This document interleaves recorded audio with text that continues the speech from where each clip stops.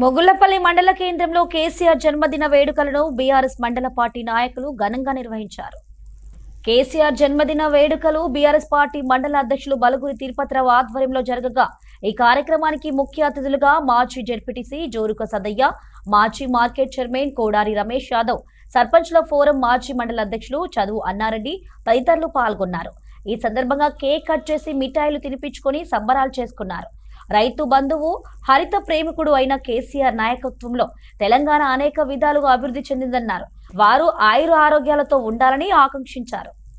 తెలంగాణ జాతిపిత, తెలంగాణ ఉద్యమ సారథి, తెలంగాణను అనేక ఆటుపోట్ల మధ్యన తెలంగాణ రాష్ట్రాన్ని సాధించి తెలంగాణ సాధించిన తర్వాత తొలి ముఖ్యమంత్రిగా ఏర్పడి తెలంగాణలో సబ్బండ వర్గాలకు కులమత భేద లేకుండా అనేక సంక్షేమ అభివృద్ధి కార్యక్రమాలు చేసినటువంటి అభివృద్ధి దాత వారి జన్మదినాన్ని 72వ జన్మదినాన్ని పురస్కరించుకొని మండల పార్టీ నాయకత్వంలో మొగుళ్లపల్లి మండలంలో కేక్ కట్ చేయడం జరిగింది. కాబట్టి వారిని భగవంతుడు ఆరోగ్యాలతో చల్లగా చూడాలని, కానీ మళ్ళీ ముఖ్యమంత్రి అయి రేపు భవిష్యత్తులో తెలంగాణ ప్రజలకు సేవ చేయాలని ఆ భగవంతుని ప్రార్థిస్తూ ఆయనకు జన్మదిన శుభాకాంక్షలు తెలియజేస్తాను.